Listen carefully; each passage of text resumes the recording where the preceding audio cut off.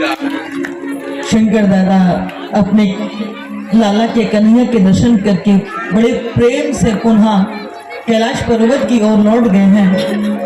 और इधर कंस अनेक प्रकार के दैत्यों को भेजता है कन्हैया और बलराम को मारने के लिए, परंतु खेल खेल में ही भगवान उन सारे दैत्यों का उद्धार कर देते हैं।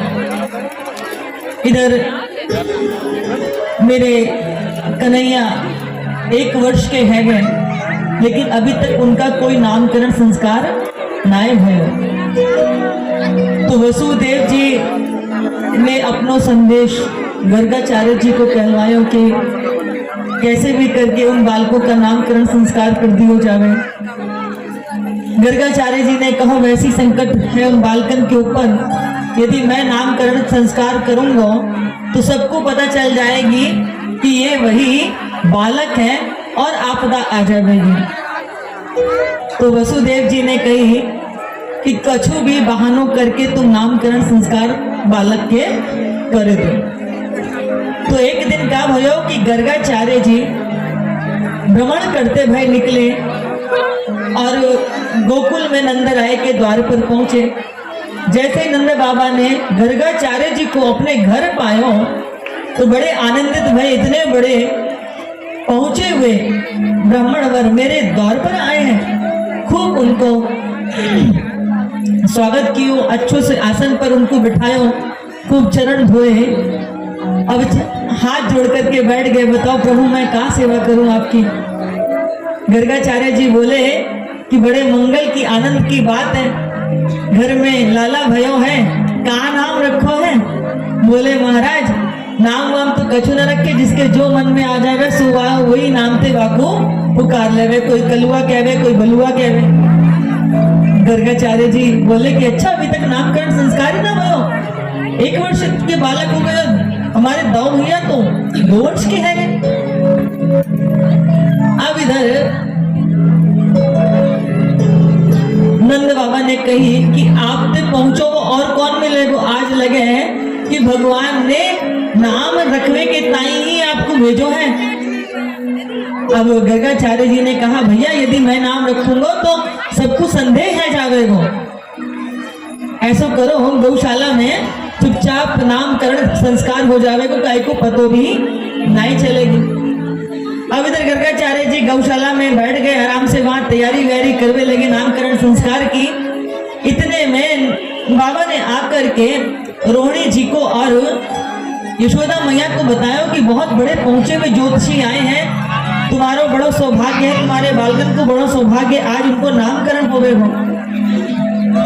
मैया बोली पता ना कौन सा ज्योतिषी आयो है, वाकई में कोई पहुंचो भयो है कि खड़िया पलटन बाबा है, चलो बाबा की परीक्षा कर ली जावे। तो यहाँ दोनों मैया ने कहा करी कि आपस में बालकन की अदला बदली कर ले। यशोदा मैया ने तो रोहिणी नंदन को गोदी में ले लियो और यशोदा मैया ने जो है रोहिणी नंदन को गोदी में ले लियो और रोहिणी जी ने यशोदा नंदन को अपनी गोदी में ले लिया। दोनों गौशाला में पहुंचे अपने बालकन को लेकर के। तो जैसे ही गर्गाचार्य जी की दृष्टि लाला के ऊपर पड़ी है, कन्हैया के ऊपर पड़ी है, तैसे ही उनकी आंखें फटी की फटी रह गई। अब बाबा ना हिले ना डुले, नवा की पलकें झपके, जैसो बैठो वैसो ही बैठो रह गए। मैया ने आकर के प्रणाम कियो है, लेकिन बाबा को कछु हो गई ना है, वो उनकी तो ऐसी त्राटक समाधि लग गई महाराज। अब ना हिले ना डुले। रोहिणी जी ने पूछी कि भाई मैया यशोदा देखी कहा भयो, ये तो बाबा हिले ना डुले। यशोदा मैया बोली मोकू तो ऐसो लगे जाकि राम नाम सत्य है गई दिखे। भैया अच्छो नाम रखो हमारे लालन को, जे तो हमारे ऊपर लगे कलंक लगावे के लिए आयो है। अब बहुत देर है गई, न हिले न डुले, तो यशोदा मैया ते रहो ना गयो। मैया ने जोर जोर से हिलायो बाबा बाबा बाबा करके। तैसे ही गर्गाचार्य जी बोले आगो आएगो आएगो। मैया बोली कहाँ आएगो? बोले बालकन को नाम याद आएगो। मैया बोली ऐसो नाम याद करो कि तुमने हमको हमारा नाम भुला दियो। अब बाबा ने देखी भैया ये मैया तो बड़ी चालाक है, इन दोनों ने अपने बालकन की अदला बदली कर ली है। रोहिणी जी ने यशोदा जी के लाला को ले लिया और यशोदा जी ने रोहिणी जी के लाला को ले लिया। अब जैसे ही कही कि रोहिणी जी तुम्हारी गोदी में तो यशोदा नंदन है, मैया आपस में देख रही है, भैया ये कोई खड़िया पलटन बाबा ना, ये तो पक्को ज्योतिषी निकलो। अरे मैया ते कहने कि रोहिणी जी तुम्हारा जो बालक है ना, यहाँ में बल बहुत अधिक है, और चूंकि ये योग माया के द्वारा संकर्षित करके देवकी के गर्भ से रोहिणी जी के गर्भ में स्थापित किए गए हो, इसलिए या को नाम संकर्षण भी है वेगो, और चूंकि इनको अस्त्र हल हतो ना, तो इनको एक नाम हलधर भी होवेगा। अब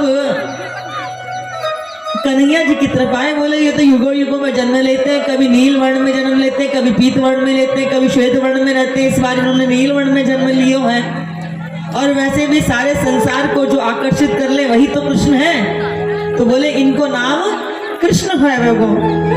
अब बाबा को दक्षिणा दी है, प्रणाम करी है, बाबा नाम रख के चले गए हैं। जैसे गए मैया बोली कहाँ नाम रखो है कृष्ण, या नाम लेवे में तो हमारी जिब्बा भी फिसले, हम तो अपने लाला को कलुआ और वल्लुआ कह के ही पुकारो करेंगे। इधर बालकन के नामकरण संस्कार हुए। अब हमारे कन्हैया तनिक बड़े है गए, घुटमन घुटमन घुटमन घुटमन चलना सीख लियो है बंधुओं। अब एक जगह से दूसरी जगह कहाँ निकल जावे पतो ही न चले। तो एक दिन क्या भयो, बड़े सुंदर भगवान की बाल लीलाएं हैं, अद्भुत अद्भुत। नंद बाबा नित्य यमुना जी में स्नान करके आवे, वहां से जल लेके आवे और अपना घर में छोटो सो मंदिर बना रखो शालिग्राम जी को। सुंदर से आसन पे शालिग्राम जी रखे करे और उनके रोज पंचामृत से स्नान करा करके उनके सामने बैठ करके फिर ध्यान और जप किया करें। एक दिन कन्हैया ने देखी कि बाबा रोज इन्हें खूब दूध दही घी शक्कर से निवामे, ये तो खूब मीठे हो गए होंगे नहाए नहाए के। तो एक दिन देखो कि बाबा आज यमुना जी से स्नान करके आए और मंदिर में जाकर के शालिग्राम जी की पूजा करने लगे। अब कन्हैया भी घुटमन घुटमन भीतर आवे लगे, बाबा की दृष्टि गई। बाबा बोले दूर दूर दूर, जय जय के मंदिर में बिना नहाए धोए नहाए करें, दूर। कन्हैया बोले लो सबसे बड़े जय जय को तो घर से बाहर निकाल रहे हैं, पता नहीं कौन से जय जय की पूजा करने लग रहे हैं। अब कन्हैया द्वार पर बैठे भय हैं, बाबा ने शालिग्राम जी को आज पुनः दूध दही घी शक्कर से स्नान करानो प्रारंभ करा दियो है। अब कन्हैया के मुख में पानी आ रहा है। कन्हैया सोच रहे हैं ये तो खूब मीठे है गए हैं, घुटमन घुटमन भीतर गए। कई बार आपने देखा होगा कि बहुत बार लोग जब जप करते हैं तो मुख पर कपड़ा ढाल लेते हैं कि उनका ध्यान इधर उधर ना भटके।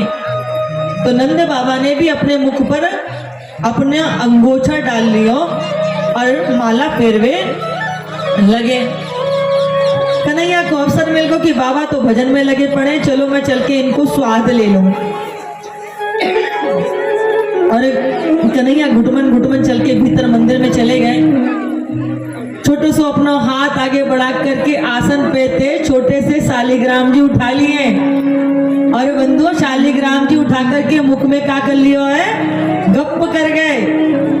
बाबा की आंखें खुली, माला पूरी भई, आंखें खोल करके जैसे ही शालिग्राम जी को आसन पर देखो तो शालिग्राम जी है ना आसन पे। इधर उधर देखने लगे कहीं भुलक तो ना गए। देखो तो एक छोटो सा भगत बराबर में आके बैठो भयो है।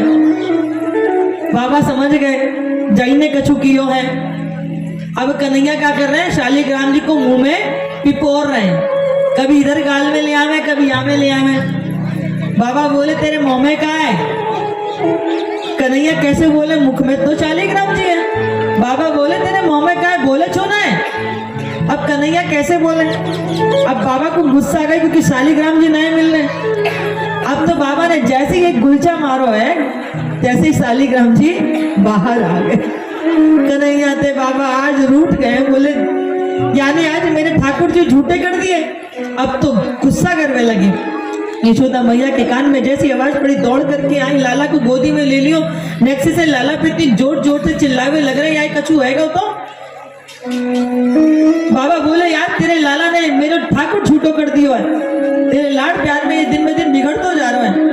मैया ने अपने लाला को अपनी गोदी में ले लियो और कहे, मैं मेरे लाला का ठाकुर थे कम है कम, और बाहर ले जाके समझावे लगे, कहने बाबा के ठाकुर जी छूटे क्यों किए, कान पक जामेंगे।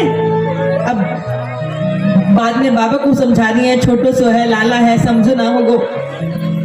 बाबा ने अपनो मंदिर आज पुनः गाय के गोबर से लीपा लगाया है और फिर गंगा जल गुलाब जल से खूब शालिग्राम जी को स्नान कराया है, फिर पंचामृत में स्नान कराकर के पुनः आसन पर बिठायो है और कहवे कि मेरे लाला छोटो सो है, बातें गलती है गई, ठाकुर जी माफ कर दियो। यशोदा मैया बोले, तुमने शालिग्राम जी काय को खाए? बोले, मुझे काय पता है कि वो शालिग्राम जी में तो कालो रसगुल्ला समझ के खाएगा, बड़े मीठे है गए होंगे। ऐसी ऐसी अद्भुत लीला। बुंदेली भास्कर के सभी दर्शकों को मेरा प्यार भरा नमस्कार। आप ये चैनल देखते रहें, हमारे भैया को सपोर्ट करें, इस चैनल को सपोर्ट करें। आप सभी के साथ मेरी शुभकामनाएं, और जितना हो सके इससे ज़्यादा से ज़्यादा सब्सक्राइब कीजिए। धन्यवाद।